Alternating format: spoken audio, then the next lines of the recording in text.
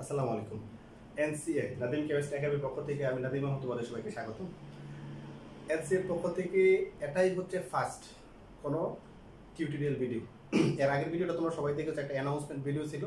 আজকে আমরা ফার্স্ট ভিডিওটা করতেছি, সেটা ফার্স্ট টিউটোরিয়াল আর কি।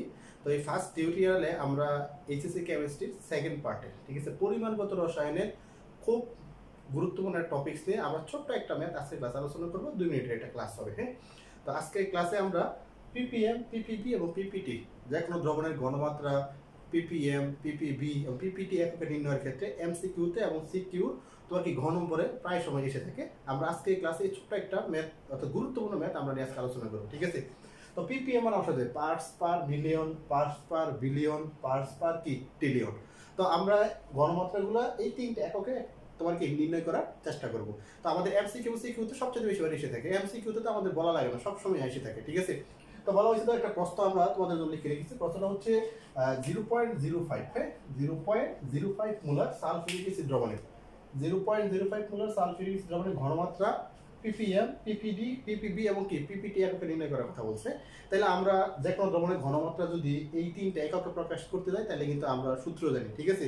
তো পিপিএম এককে যদি আমরা সূত্র নির্ণয় করি, আমরা তিনটা সূত্রই জানি। সূত্র কি কি? পিপিএম সমান সূত্র হচ্ছে এসএম ইনটু কত 10 টু দি পাওয়ার 3। আর যদি পিপিবির কথা বলি, পিপিবি সমান হচ্ছে এসএম ইনটু 10 টু দি পাওয়ার কত 6। হ্যাঁ, পিপিটি সমান আমরা কত জানি? এসএম ইনটু 10 টু দি পাওয়ার কত 9।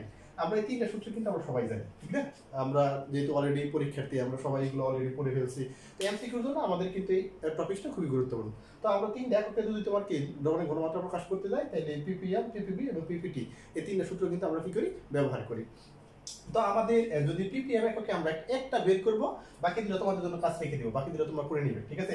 তাহলে আমরা যদি পিপিএম এককে বের করতে যাই, হ্যাঁ, পিপিএম এককে যদি আমরা দ্রবণের ঘনমাত্রাটা বের করতে যাই, তাহলে আমাদের পিপিএম সমান সূত্র হচ্ছে এস এম ইনটু কত 10 টু দি পাওয়ার 3। হ্যাঁ, তো এই ক্ষেত্রে আমরা তো সবাই জানি এস হচ্ছে তোমার কি ঘনমাত্রা। তাহলে এই ক্ষেত্রে ঘনমাত্রা কত দেওয়া আছে? 0.05 ইনটু এম।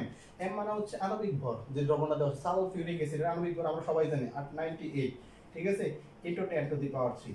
যদি আমরা ক্যালকুলেটর নিই এবং হাতে যোগ বিয়োগ করি, হ্যাঁ, তাহলে আমাদের মান আসতেছে কত? তোমার 4900। হ্যাঁ, 4900। তাহলে পিপিএম এককে তার মান আসবে কত? 4900, ঠিক আছে।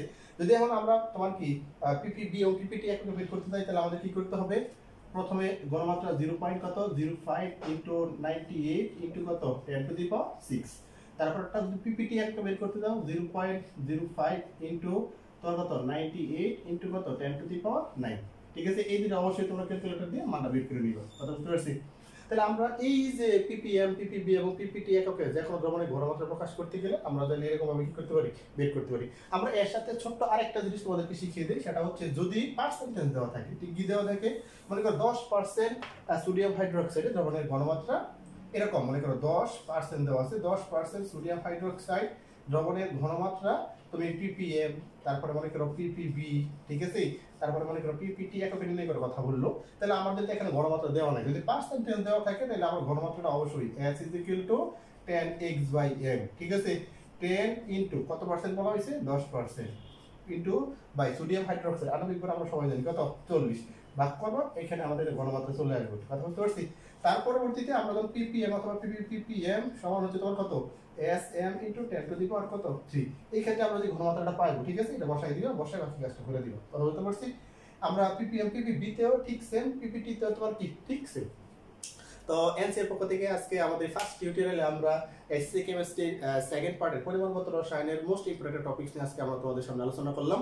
তো এনসিএর পক্ষ থেকে প্রতিনিয়ত, ঠিক আছে, এইচএসসি অনেক কঠিন কঠিন বিষয় আমরা খুব সহজে বিভিন্ন গান, কবিতা, ছন্দের সাহায্যে তোমাদের সামনে নিয়ে হাজির হওয়ার চেষ্টা করবো, এবং আমরা আমাদের সর্বোচ্চ ডেডিকেশন দিয়ে চেষ্টা করবো তোমরা জানো কেমিস্ট্রির যে ভয়টা, একটাই কেমিস্ট্রি ভয়টা দূর করে দেওয়ার জন্য, ঠিক আছে। অর্গানিক কেমিস্ট্রির উপরে তোমার কি আলাদা একটা কোর্স অলরেডি আসতেছে তোমাদের সামনে। অর্গানিক কেমিস্ট্রি সবচেয়ে গুরুত্বপূর্ণ বিষয়গুলো খুব সহজে কিভাবে শিখিয়ে দেওয়া যায়, তার প্রত্যেকটা ভিডিও কিন্তু তোমাদের সামনে আমরা নিয়ে হাজির হবো।